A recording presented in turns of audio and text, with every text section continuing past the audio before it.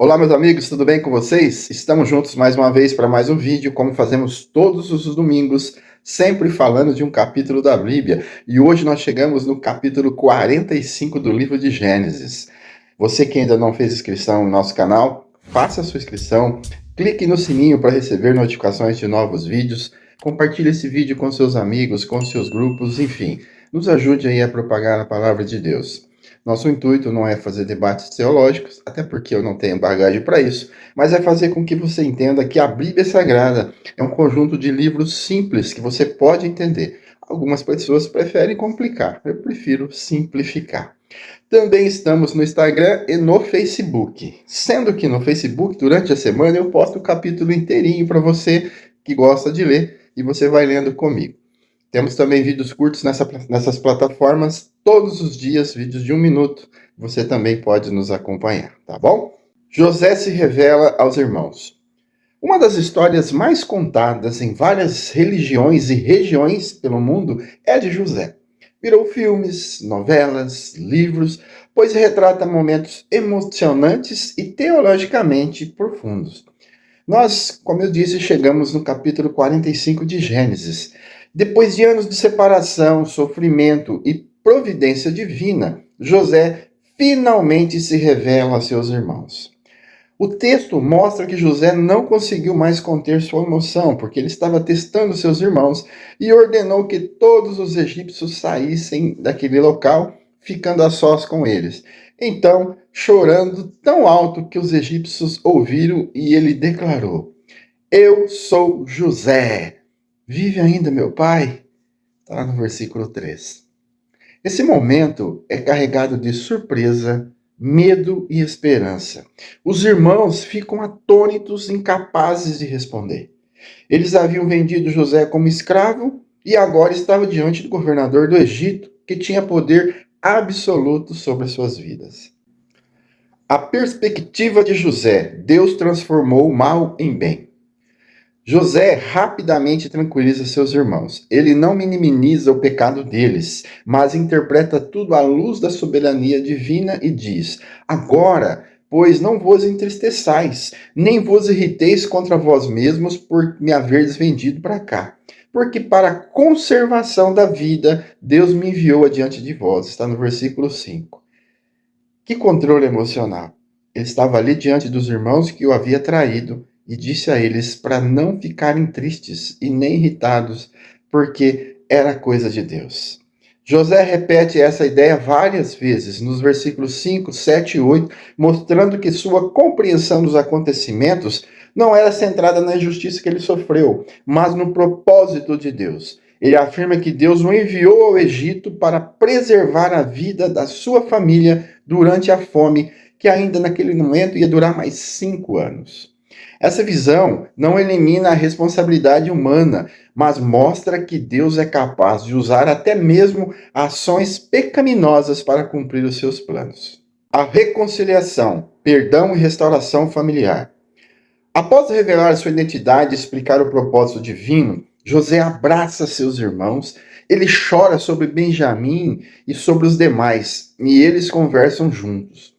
O texto mostra que a reconciliação não foi apenas formal, mas profunda e afetiva. A restauração familiar é o tema central. A família de Jacó, marcada por rivalidade, inveja e engano, agora experimenta a cura.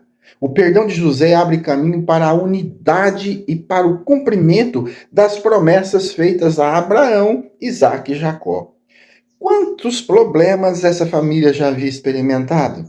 Abraão e Ló, o seu filho com Agar, os ciúmes entre o seu filho com Agar, Ismael e Isaque, a trapaça de Jacó com Esaú, os desentendimentos dos filhos de Jacó e a venda de José para o Egito. Seja qual for a promessa de Deus para a sua vida, nada pode mudá-la. A provisão de José, cuidado e generosidade.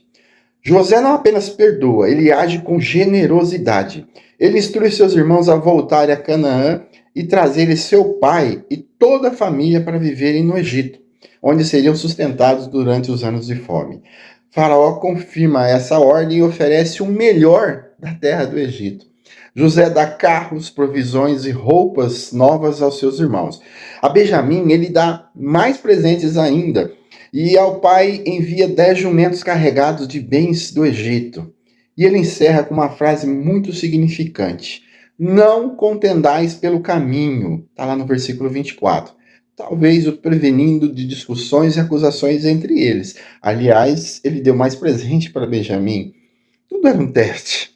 E aí poderia ter algum problema pelo caminho. A reação de Jacó da incredulidade à esperança renovada. Quando os irmãos retornam e dizem José ainda vive e é governador de todo o Egito, Jacó inicialmente não acredita. Mas ao ver os carros enviados por José, seu espírito revive. E ele declara: basta, ainda vive o meu filho José, e eu irei e o verei antes que eu morra. Jacó, que havia vivido anos de luto e tristeza, agora tem sua esperança restaurada.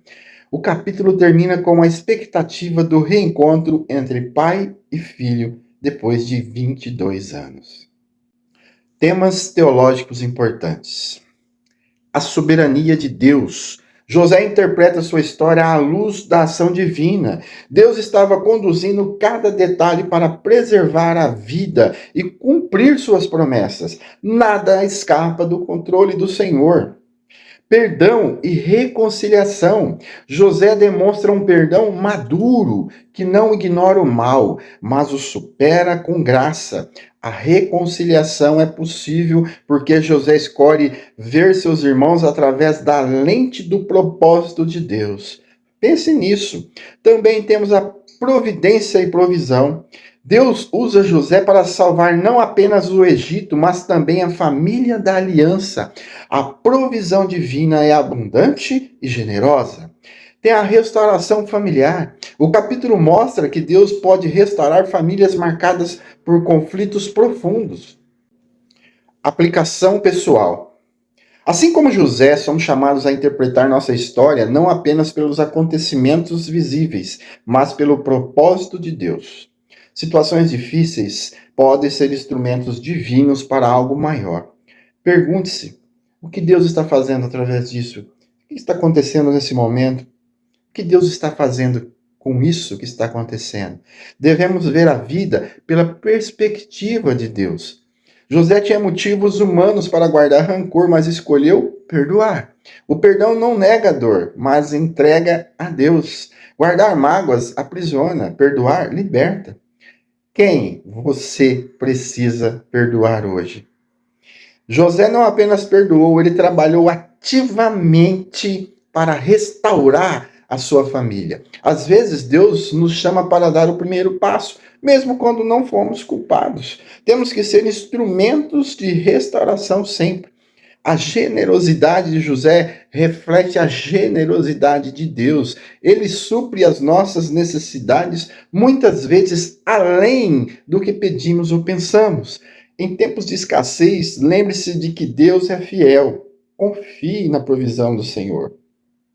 Jacó reviveu quando ouviu que José estava vivo. Deus também pode reviver nosso espírito quando recebemos boas notícias ou quando ele nos mostra que ainda está agindo. Não desista antes do tempo. Permita que Deus restaure a sua esperança.